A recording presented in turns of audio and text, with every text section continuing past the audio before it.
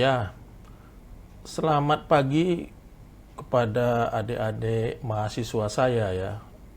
Kelas ME 5A, mata kuliah CAD Cam Master Cam. Ya. Kali ini adalah kuliah kita untuk minggu ketiga. Nah, sesuai dengan nama mata kuliah kita, yaitu CAD Cam Master Cam, maka saya asumsikan adik-adik sudah menguasai bagian yang CAD ya.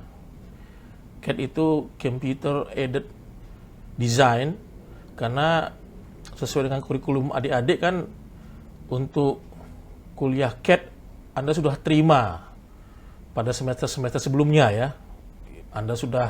Saya asumsikan Anda sudah mahir menggunakan perangkat lunak AutoCAD, atau juga ada yang menggunakan CATIA.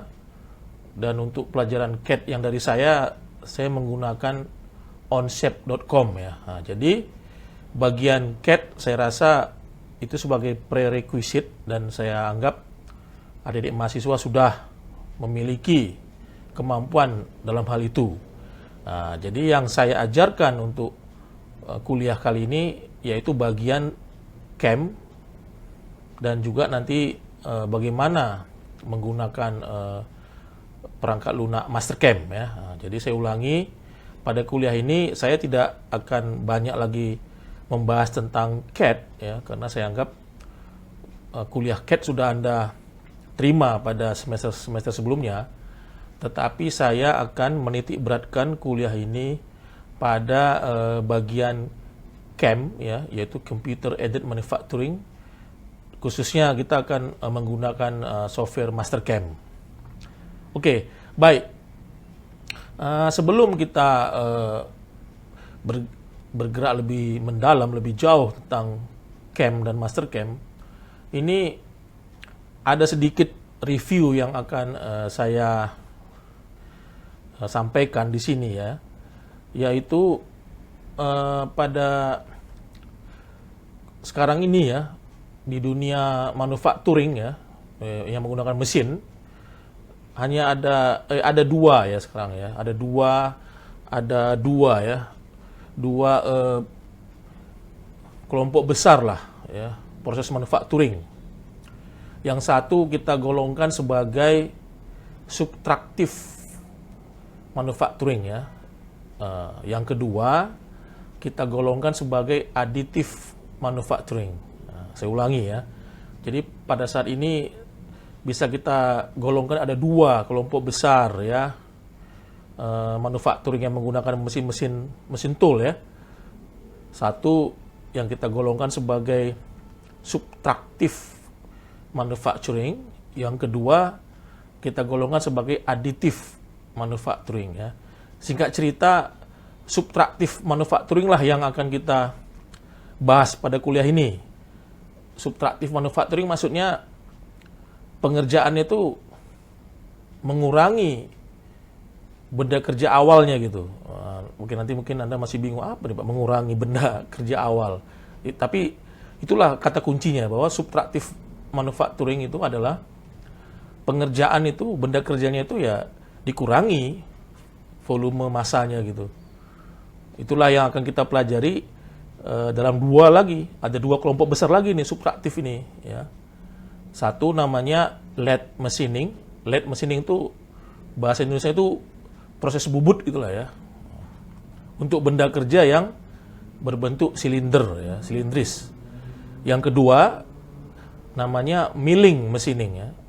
Milling machining itu dia untuk benda kerja berbentuk prismatik atau yang punya panjang lebar tinggi. Misalnya ya berbentuk balok gitu ya. Nah, milling machining ini umumnya 3 koordinat nanti bekerja ya, X, Y, dan Z. Nah, jadi subtraktif manufacturing inilah yang kita akan pakai untuk kuliah CAD Cam Master Cam. Nah, sedangkan kelompok besar kedua yaitu aditif manufacturing, itu lagi tren saat ini ya. Trennya itu bisa kita temukan pada printer 3D. Nah, coba adik-adik boleh juga lah Anda mulai pelajari ya, mungkin di luar kuliah kita ya. printer 3D. Nah, jadi kalau printer 3D itu masuk kategori additive manufacturing. Artinya printer 3D kan dia bekerja dengan menambah kan, menambah. Artinya dari filamen itu kemudian dipanaskan, meleleh ya, plastik misalnya. Kemudian dia mulai di layer by layer dibentuklah. Layer by layer maksudnya dari layer paling bawah, selesai satu layer naik dia sumbu Z-nya naik. Misalnya naik 0,2 mili, layer kedua di print lagi, selesai layer kedua naik lagi misalnya naik lagi 0,2 mili, layer ketiga begitu seterusnya. Itu namanya additive manufacturing yang kita temukan pada printer 3D. Nah, tetapi pada kuliah ini khusus untuk kuliah CAD CAM Master CAM, untuk bagian CAM Master CAM-nya kita nanti menggunakan yang subtractive manufacturing pada dua lagi kelompok besar, yaitu lathe machining atau mesin bubut dan milling machining. Baik, saya akan teruskan lagi dengan menggunakan layar komputer saya ya. Baik, selamat mengikuti. Ya, baik. Jadi saya melanjutkan tadi apa yang sudah saya kemukakan di bagian sebelumnya ya. Jadi ini ada sedikit definisi lah. Saya ambil dari Siemens ya. Jadi Siemens ini ya salah satu lah ya perusahaan yang sangat dihormati ya, yang punya andil luar biasa lah dalam hal ini manufacturing ya, dalam hal pembuatan mesin-mesin tool atau mesin-mesin perkakas. Jadi menurut definisi yang ada diberikan oleh Siemens, jadi computer aided manufacturing atau CAM commonly refers to the use of numerical control (NC) computer software applications to create detailed instruction or G-code that drive computer numerical control CNC machine tool for manufacturing parts. Jadi artinya CAM itu adalah penggunaan NC software gitu ya, aplikasi untuk membuat ini G-code.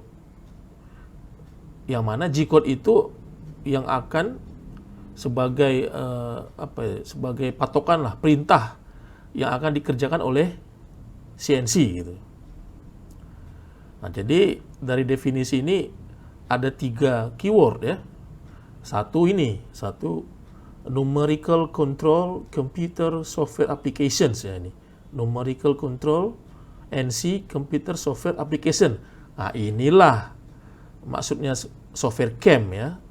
Jadi inilah yang kita pakai nanti, kita akan menggunakan Master CAM. Nah, jadi ini Master CAM maksudnya ini. To create detail instruction atau G-code. Nah, oke, G-code ini mungkin bagi adik-adik mahasiswa sesuatu hal yang baru gitu ya. Jadi G-code itu, ini pengantar awal, G-code adalah perintah dalam bentuk ASCII karakter yang dikirimkan ke mesin CNC. Atau secara singkat cerita, anggaplah G-code itu sebagai programming language lah untuk CNC gitu ya. Nah, programming language-nya lah, bahasa pemrogramannya itu G-code. Artinya G-code ini suatu perintah yang dapat dimengerti oleh controller dari mesin CNC. Jadi dengan Anda memberikan perintah G-code dalam bentuk ASCII karakter, si mesin CNC dapat bekerja, dia mengerti, oh ini maksudnya ada perintah J01 misalnya, J02 dan seterusnya. Termasuk juga nanti M-code ya, ada juga nanti M-code ya, M-code itu mesin code. Nanti kita pelajari. Kata kunci ketiga adalah computer numerical control CNC machine tools. CNC machine tool ya, ini mesin tool yang akan dipakai ya untuk melaksanakan ini gitu. Nah, itulah definisi CAM, saya ulangin ya. Computer aided manufacturing commonly refers to the use of numerical control computer software applications to create detailed instruction or G-code that drive computer numerical control machine tools for manufacturing parts. Ya, oke. Jadi 3 keyword inilah ya, ada NC software, maksudnya Master CAM lah gitu ya. Kemudian G-code. G-code ini juga nanti akan saya detailkan ya. G-code ini nggak sendiri dia, ada juga G-code, ada M-code. M-code tuh mesin code lah, nanti kita pelajari. Dan kita juga akan mempelajari si mesinnya, si CNC mesinnya gitu. Oke ya. Jadi tiga hal ini yang akan juga saya jelaskan. Nah, berikutnya saya akan kasihlah sedikit review lah, overview gitu. Nah, ini saya ada pakai software CNC simulator lah ya. Ini beda nih dengan software simulator yang sudah saya share. Ini saya dapat juga dari internet ya, CNC Simulator Pro ya, trial ya. Jadi saya akan kemukakan di sini tadi seperti yang sudah saya bahas di sebelumnya kan, tipe-tipe lah, jenis-jenis mesin CNC gitu kan. Kan saya kemukakan kuliah ini kita akan menggunakan yang tipikal subtraktif kan. Kemudian saya bilang subtraktif itu ada dua lagi bagian besar. Satu yang lathe machining atau bubut, yang kedua milling machining. Nah, kalau Anda lihat di folder ini, betul yang kita bilang tadi ya, bahwa itu sebenarnya hanya ada dua itu ya, lathe atau bubut dan milling. Hanya di sini lathe machining itu disebut sebagai turning ya. Jadi ada memang sebutan lain untuk lathe machining namanya turning ya. Jadi kalau Anda lihat turning sini, inilah yang namanya tadi lathe machining atau mesin bubut. Nah, contoh lah, ini contoh dasar aja ya. Ini saya buka ini Hobby Lathe ya. Ini karena ini sangat sederhana ya. Ini dia binatangnya ya. Ini mesin bubut atau lathe machining atau turning machining yang sederhana. Ini juga saya demokan lah. Demo awal lah ya, Pak. Gimana Pak cara kerjanya Pak? Oke, kita mainkan ya. Sini ada contoh program ini. Ah, ini. Jadi program inilah G-code tadi ya. Ini G-code. Coba Anda lihat sini. Nah, G-code kan. Anda pengen tahu apa G-code? Pak, G-code itu perintahnya. Nah, nanti oke kita buka perintahnya. Nah, ini. Ini perintah ini namanya G-code nih. Ada J00, ada G01, G01 kan ada G segala macam. Nanti detailnya inilah yang akan kita pelajari sekaligus kita pakai nanti di Mastercam-nya gitu. Karena Mastercam sebenarnya kan tujuan akhir dari Mastercam adalah mengenerate G-code ini. Dan sebenarnya kalau saya ditanya ya, sebenarnya kita nggak terlalu bergantung juga sama Mastercam ya. Ada 100 lebih, ada puluhan software lah Anda bisa pergunakan untuk mengenerate G-code. Jadi ujung-ujungnya G-code ini. Silakan, Anda bisa pakai Mastercam, Anda bisa pakai CATIA, Anda bisa pakai SolidCam, saya lupa. Jadi ada banyak sekali sebenarnya perangkat lunak CAM lah ya. Perangkat lunak CAM yang tadi nih, yang ini. Numerical Control Computer ini kan nggak cuma Mastercam ini. Ada Mastercam, ada SolidCam, ada banyak lah ya. Tujuannya kan sebenarnya hanya untuk menggenerate ini kan, G-code. Nah, jadi sebenarnya kalaupun Anda bisa menggenerate G-code cara manual, Anda ya mungkin karena Anda udah terlalu hebat ya, Anda bisa juga kan ini Anda ketik-ketik sendiri. Walaupun ya kayaknya sulit ya, karena ini kan berhubungan sama dimensi ini. Ini kan karena XYZ misalnya kan, ya itulah guna software lah. Dengan software dia bisa mengiterasi perhitungan ini XYZ itu ya, software lebih jago dia. Kalau kita menggunakan otak kita kan agak-agak rumit kita nih, misalnya berapa pergerakan sumbu Z-nya gitu kan, kemudian segala macam. Jadi makanya lah kita menggunakan Mastercam untuk mengenerate G-code. Nah, jadi singkat cerita sebenarnya Mastercam tujuan akhirnya ya cuma ini, mengenerate G-code ini. Karena G-code inilah yang dimengerti oleh si controller mesin ini untuk bekerja begitu. Nah, oke lah, supaya nggak bingung nih, coba nih. Jadi kan setelah kita berikan G-code-nya, kita bisa menjalankan mesinnya. Ini saya play ini ya. Nah, ini lihat nih. Inilah benda kerjanya kan. Ini si pahatnya. Nah, pergerakan pahat ini diatur oleh G-code ini. Ya kan? Nah, pergerakan pahat ini diatur oleh G-code ini. Termasuk putaran spindle ya, berapa RPM itu juga ada di perintah M-code itu ya. Jadi sama lah. Jadi kita juga atur nanti apa M-code-nya sehingga misalnya putaran spindle-nya berapa RPM ya.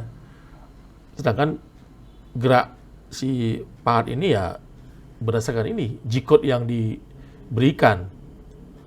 Nah, inilah contoh proses LED ya, bubut. Nah, jadi menggunakan mesin sederhana ini CNC sederhana ya. Oke, demikian. Ini contoh menggunakan mesin LED atau mesin bubut. Nah, juga ada di sini contoh mesin bubut yang ini kan CNC ya. CNC artinya Computer Numerical Control. Artinya tadi kalau dia mesin CNC, bubut CNC berarti pengendalinya sudah ada berbentuk ya ada konsolnya ada seperti komputernya lah ya, sehingga kita kasih G-code ini dia mengerti dan kemudian melaksanakan perintah G-code ini. Sebenarnya sebelum ditemukan mesin CNC ada mesin bubut manual. Mana mesin bubut manual Pak? Ini mesin bubut manual nih, contohnya Harrison L5 ini banyak sekali kita jumpai di bengkel-bengkel ini. Ini salah satu mesin legend lah ini, legenda ini, legend katanya.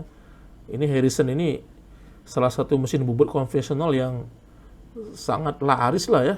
Ini mungkin dari segi material nih lebih bagus dari material mesin CNC yang sekarang gitu. Dari segi baja, kualitas bajanya ya. Ini kan baja-baja cornya ini pasti kuat nih, berat ini. Walaupun sekarang diproduksi mungkin udah mahal sekali. Jadi bagi Anda yang punya mesin Harrison ini sebenarnya aset penting itu. Anda bisa upgrade sebenarnya menggunakan, ya Anda bisa upgrade menjadi CNC ya. Adalah caranya itu, pasti ada caranya ya. Dengan ini ya mengganti putaran engkol ini dengan menggunakan motor stepper misalnya atau motor servo gitu. Oke, contoh lah. Inilah mesin bubut yang konvensional kan. Jadi nampak di sini nanti kuliah kedua akan kita fokuskan untuk LED machining ya, tapi sekarang ini sekedar overview aja. Jadi dia ini mesin bubut konvensional. Anda bisa gerakkan ini contoh geraknya ini misalnya saya hidupkan di sini jok ya. Nah, ini contoh aja nih biar Anda bisa lihat. Ada namanya virtual jok ya. Nah, ini. Tapi detailnya nanti kita pelajari di kuliah berikutnya. Jadi ini proses bubut ini ini bubut konvensional berarti pakai operator manusia gitu kan. Jadi si operator itu biasanya dialah yang mengendalikan ini mesin ini. Contoh untuk menggerakkan ini pisau bubut ini sumbu jet ya. Oke, nanti kita detailkan. Ini sumbu jet. Dia cukup memutar apa namanya ini? Engkol yang ini. Nah, contoh ini saya putar nih. Nah, nampak nggak itu? Nah, kan ini berputar kan?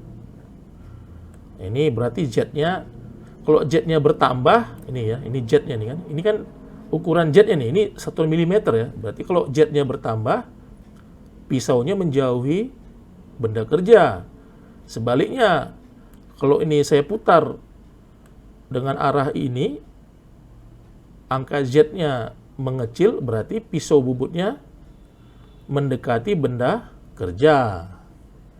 Nah, jadi kesimpulannya apa? Sumbu Z adalah sumbu yang ini, garis sumbu ini, itu sumbu Z. Nah, coba kita lihat pandangan atas ya. Ini pandangan atas ini. Nah, berarti sumbu Z-nya ini dari sini ke sini. Ini sumbu Z. Saya ulangin, sumbu Z dia bergerak. Jika Z-nya bertambah, dia bergerak menjauhi benda kerja. Jika Z-nya berkurang, maka dia menuju benda kerja. Sekarang pertanyaan kedua, Pak, kalau sumbu X gimana, Pak? Sumbu X adalah gerakannya dari pusat ke luar. Contoh, nah ini. Kalau X-nya bertambah, maka gerakan pisau ini dari pusat silinder ke luar. Kalau X-nya bertambah. Kalau X-nya berkurang, maka dia menuju pusat silinder. Nih coba. Ini posisi ini, lihat nih X-nya ya. Saya buat posisinya 0. Nah, posisi X0 adalah pisau bubut persis di titik tengah dari benda kerja itu. Jadi tolong Anda ingat ya. Pada mesin bubut hanya ada 2 sumbu yang bekerja. Satu sumbu Z. Sumbu Z itu ini, arah geraknya ini. Dari sumbu ini. Yang kedua adalah sumbu X. Sumbu X geraknya dari pusat lingkaran, dari pusat silinder ke luar. Jadi posisi X0 itu pas di pusat dari benda kerja. Kalau X-nya bertambah, dia bergerak keluar ya, ke lingkaran luar gitu. Kebayang ya? Ini sumbu X. Kalau sumbu Z, gerakannya ini. Nah, ini. Sumbu ini dia. Nah, jadi kalau Z-nya berkurang, dia akan mendekati benda kerja. Jadi hanya ada 2 sumbu kalau kita bekerja pada mesin bubut. Sumbu Z dan sumbu X. Oke ya? Oke. Baik. Tadi kita sudah sekilas lah ya review tentang mesin LED atau turning ya. Jadi kalau di sini disebut LED itu turning ya, sama itu maksudnya bubut. Nah, kembali tadi saya sebutkan di sebelumnya subtraktif manufacturing yang kedua adalah milling kan. Nah, ini milling nih. Nah, milling. Coba kita lihat. Oh, jadi milling itu deh banyak jenis mesinnya ya. Ada yang skala-skala hobi ya. Skala hobi itu yang kecil lah seperti ini, CNC Uno. Ini CNC Uno ini berarti mesin milling yang kontrolernya menggunakan Arduino Uno ini. Ini kita bisa buat ini ya. Ini paling mejanya kecil lah, paling mungkin XYZ-nya paling berapa, mungkin nggak sampai 40 cm kali gitu ya. Perkiraan saya ini ukuran A4 lah mungkin benda kerjanya itu ya. Nggak sampai A4. Ini sama nih hobi mill ya. Nah, juga ada nanti yang mesin milling yang level-level industri lah. Ini ada Hayden ya, juga ada milling center. Nah, di Polmed juga ada kita punya milling center ya. Skala hebat lah, yang bagus sekali, yang khas, merek khas ya. Nantilah saya pernah pakai itu. Luar bagus sekali mesin khas ya, mesin milling yang dipunyai Polmed. Oke, kembali ke sini. Jadi milling itu sekarang sudah banyak lah yang bisa kita pakai ya, dari skala kecil, yang skala hobi lah, yang CNC Uno, juga ini ada hobi mill, sampai yang skala industri lah, skala pabrik ya, yang ini contohnya Hayden ini, Hayden merek ini, Hayden juga milling center, Polmed juga punya merek khas ya. Oke, contoh lah, ini saya ambil yang simple aja ya, hobi mill. Nah, coba kita lihat. Nah ini contoh mesin milling sederhana ya. Nah, jadi kembali review ya. Jadi kalau tadi proses LED atau turning kan hanya ada 2 sumbu aja lah kira-kira yang kerja ya. Sumbu apa tadi? Sumbu Z dan sumbu X ya kan. Dan itu pun kalau LED atau turning kan benda kerjanya terbatas berbentuk silinder kan. Berbentuk silinder lah. Nah, kalau milling dia sumbu kerjanya itu 3 ya. Ada sumbu Z, ini sumbu Z nih. Sumbu Z nih yang naik, yang inilah, ini sumbu Z.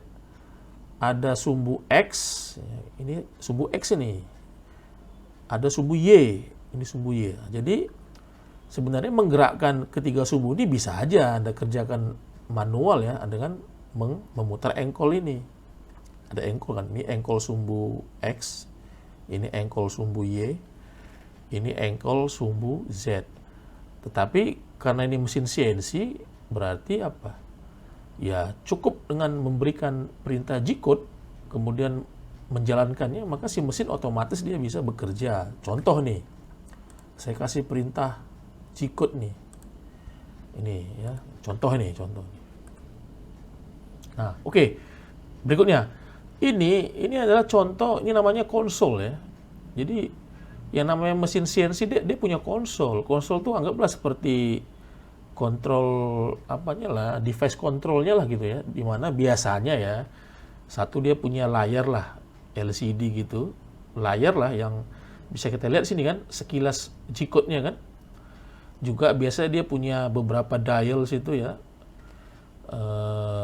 Ini seperti ya dial lah yang bisa kita memberikan perintah misalnya berapa kecepatan segala macam. Biasa juga ada dial juga nih untuk sumbu X, Y, Z ya. Jadi kalau mau putar dialnya ya sama aja kayak kamu muter di sini gitu. Si mesin ini bisa bergerak pada sumbu X, Y, dan Z. Oke, kemudian pada konsol itu juga selalu ada itu ini posisi ini si pahatnya ya, sumbu X, Y, dan contoh berarti sekarang ini posisinya adalah X-nya 50 mili, Y-nya pada posisi 65 mili, Z-nya pada posisi 4,5 mili gitu ya. Nah, ini contoh. Oke, coba ini kita jalankan ya, sekilas ya. Kemudian saya stop sebentar ya. Saya stop nih. Saya pengen kita jogging lah ya. Orang tanya, Pak, jogging itu kan jalan pagi, Pak. Oh, bukan deh. Kalau di mesin CNC jogging itu ini. Ya, kita bisa jog. Contoh jog nih, contoh lah. Saya mau menggerakkan si pisau atau si pahat ini ke sumbu Z-nya gitu. Saya tinggal pilih Z, saya putar dialnya nih ya. Contoh nih. Ini sekarang posisinya di -5 ya. Coba saya gerakkan ke arah ini ya. Lihat. Ketika Z-nya bertambah, lihat tuh arah geraknya ini. Kan sama aja kan? Ini berarti ini sumbu Z ini. Ketika Z-nya bertambah, ini ternyata pahatnya menjauhi benda kerja. Sebaliknya, kalau saya putar Z-nya, ini Z-nya angkanya berkurang, ternyata pahatnya mendekati benda kerja pada sumbu Z ya. Jadi ini kalau dia berkurang mendekati benda kerja, kalau dia bertambah menjauhi benda kerja. Itu sumbu Z. Sekarang sumbu X. Sumbu X di mana, Pak? Balik. Kita coba. Posisi sekarang X-nya -1 mili ya. Nah, coba saya gerakkan. Saya tambah ini. Ini kan bergerak positif kan, bertambah ya. Ternyata kalau dia bertambah, lihat nih. Berarti sumbu X-nya ini sumbu X ini. Kalau bertambah X-nya, ternyata benda kerja yang bergerak semakin menuju pisau kan. Lihat nih. Kalau dia bertambah, dia menuju pisau. Kalau berkurang X-nya, dia menjauhi pisau untuk sumbu X. Nah, itu arah gerak sumbu X. Sekarang kalau arah gerak sumbu Y, yang mana, Pak? Nah, kita lihat. Pasti inilah sumbu Y kan, karena kan tadi ini sudah sumbu Z, ini sumbu X, ini sumbu Y. Coba kita buktikan. Sekarang posisi Y-nya 27,976 mili. Nah, kalau kita gerakkan dia membesar, ternyata dia ke arah sini bergeraknya gitu ya. Nah, itu arahnya, itu untuk arah Y-nya membesar angkanya. Kalau Y-nya mengecil, arah geraknya ke arah sana gitu, begitu. Ya, intinya adalah posisi dari pahat bubut ini, pahat milling ini diatur oleh 3 koordinat ya. X ini sumbu X, arahnya ke sini. Sumbu Y arahnya ke ini, dan sumbu Z. Nah, jadi itulah sekilas ya G-code yang ada pada proses milling. Baik, ini coba nih saya demokan lah supaya Anda dapat kira-kira. Nah, sekarang nanti kita lihat di sini ya, ada G-code-nya. Ini saya demokan. Nah, ini lihat, inilah G-code ini perintah G-code yang dieksekusi oleh si mesin ini gitu. Nah, ini posisi X, Y, dan Z setiap saat. Jadi setiap saat posisi pahat ini kita bisa lihat di sini ya. Ini G-code-nya, ini posisi X, Y, dan Z setiap saat. Inilah kira-kira pengerjaannya ya. Nah, lihat nih. Jadi milling ini ya banyak juga dipakai di pemesinan ya, karena milling ini kan dia hampir kita bisa bikin banyak bentuk menggunakan milling ya, untuk benda-benda yang berbentuk prismatik atau yang punya panjang, lebar, dan tinggi ya, atau yang berbentuk balok gitu ya. Jadi kita bisa milling ya, membentuk banyaklah bentuk yang bisa kita buat menggunakan proses milling. Contoh ini nih. Dan nanti saya rasa pertemuan setelah kita nanti membahas LED atau turning, kita akan membahas lebih detail lagi ini proses milling ya. Ini sekarang ini hanya overview lah ya, supaya kamu dapatlah feel-nya itu. Oh, ternyata ini maksudnya proses milling ya. Hebat kan ya, karena Anda bisa lihat dengan mengeksekusi G-code, si mesin ini bisa bekerja dan ini selesai ya. Selesai dia, akhirnya benda akhirnya ya bentuknya seperti ini ya. Yang tadinya bentuknya apa tadi? Balok gitu ya, balok ukuran berapa gitu. Kemudian dan nampak sini subtraktifnya kan. Tadinya ukuran baloknya berapa ini? Kan pasti setinggi ini kan.